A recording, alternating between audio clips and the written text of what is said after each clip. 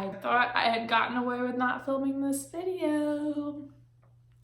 Hey guys, it is Marissa. If you are new here, hello. You probably if you're new here, want to backtrack because you will have essentially no idea what I'm talking about. So I'm gonna link my this spray tan. I'm going to link my other Accutane videos here for you guys so that you can get caught up. If you are not new here and have been one of the dozens of people in my inbox asking for this video, you're welcome. Here we go. The reason I was hesitant to film this video was not necessarily because I didn't want to film an update about my skin, because let's be honest, it's looking pretty good. But because of the experience that went along with it was not necessarily the most positive one. So it took me a minute to get mentally in the space where I was ready to talk about it.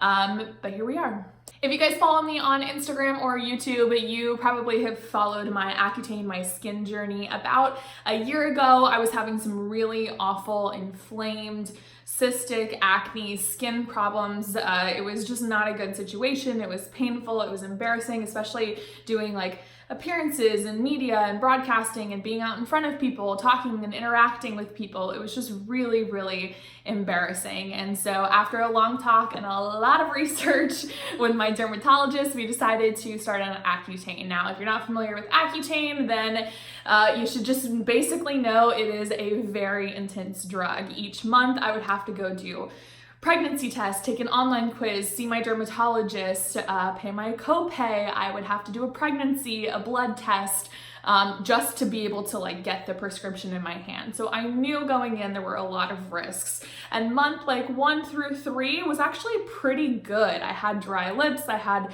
some of the other more common side effects, but it wasn't anything terribly intense. And I could notice, I know it sounds dramatic, after 3 doses, 3 pills, I could tell that my skin was already improving. So I knew the drug was doing its job, so I could handle some extra chapstick every now and then. It wasn't a big deal. It was when we started getting into month 3, 4, and 5 that things really got rough. Basically, I was having a lot of joint pain. Now, joint pain is a pretty common side effect. A lot of you guys message me saying, yeah, I had joint pain, I was having trouble playing sports or whatever, but you guys,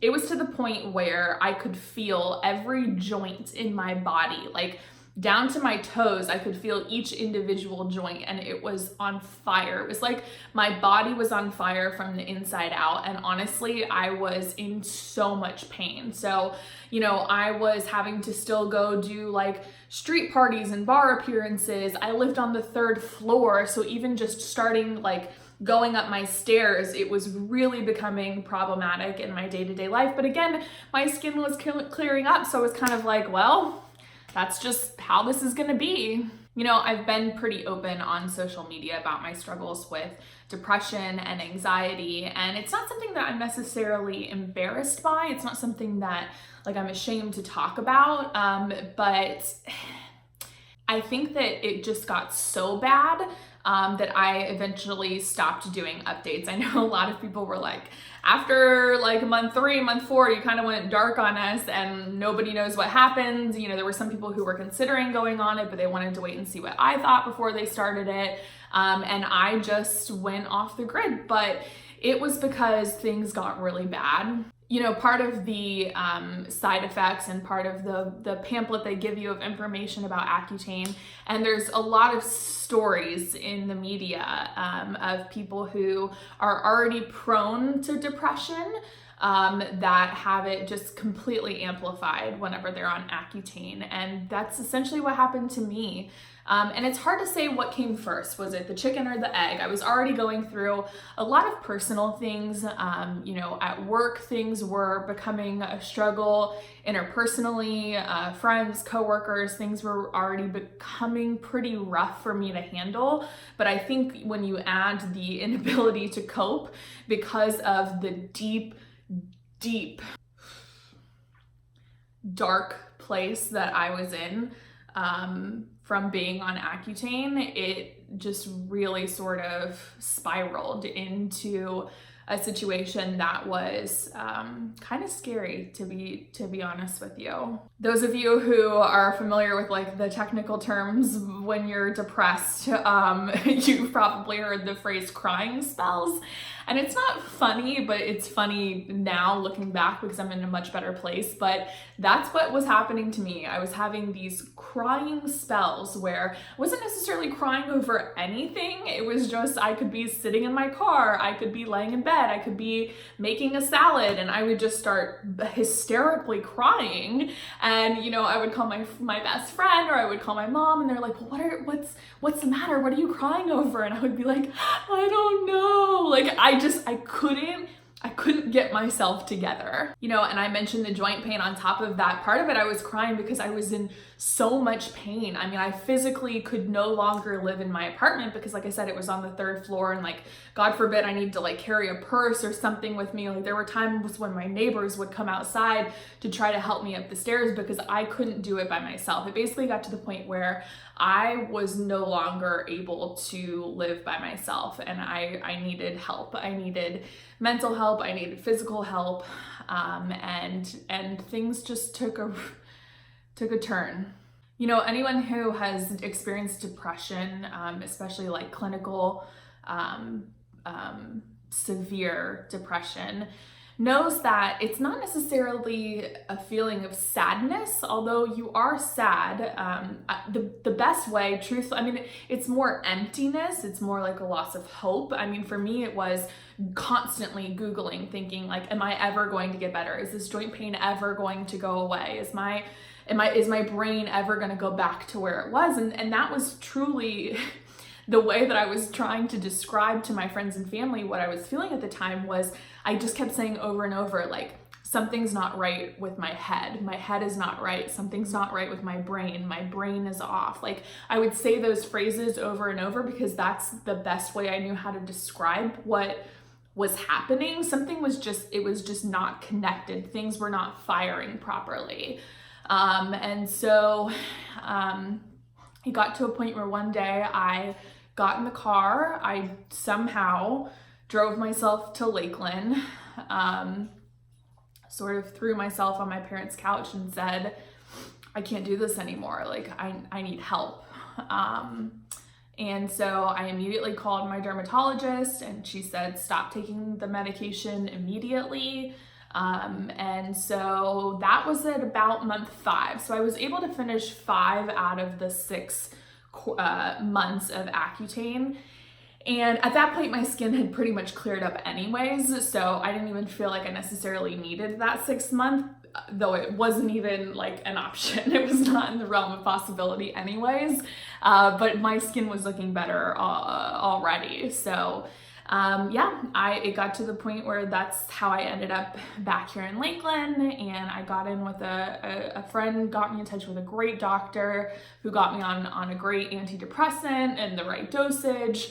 It was about at least 6 weeks before my joint pain started to go away. It was, and it took a lot longer than that to fully feel normal, but at least like I was able to walk around my house. I was able to bathe myself, like things that I was not able to do before because the pain was that bad. So it didn't last forever, thank goodness. You know, now 6 months later, I am working out. I am, you know, able to go on jogs. I'm able to fully function, and mentally, I've really honestly never felt better.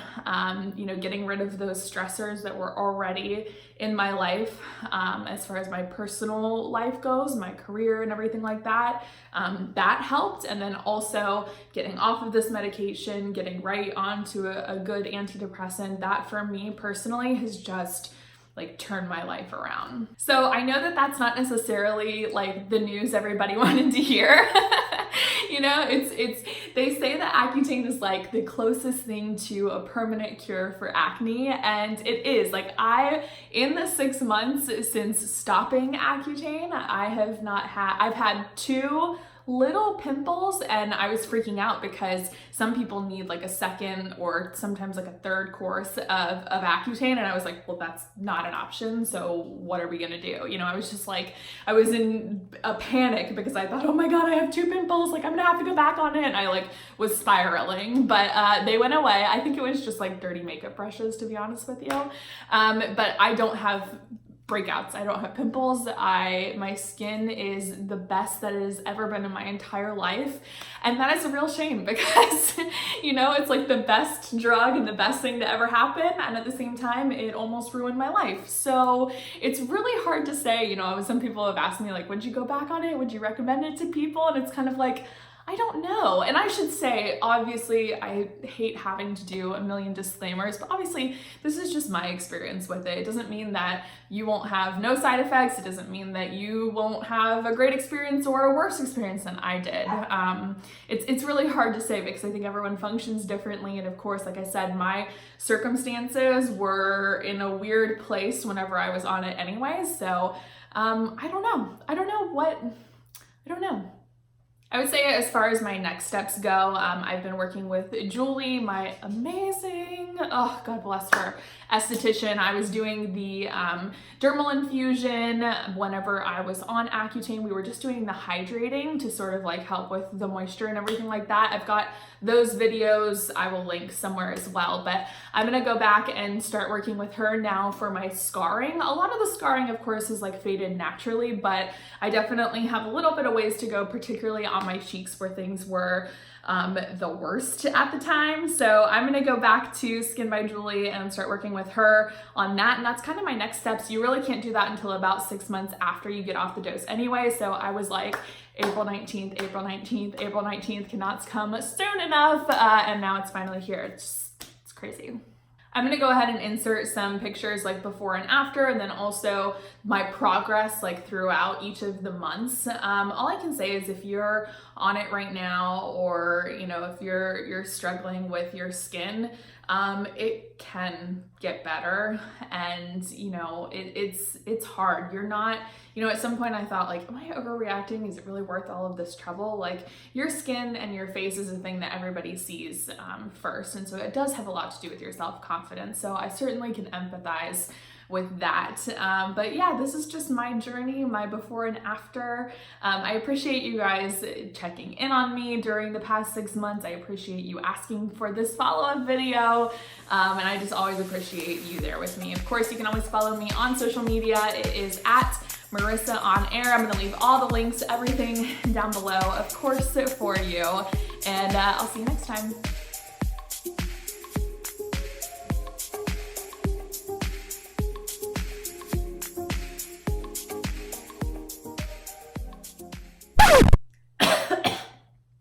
I have the hiccups. This is the worst time to get hiccups.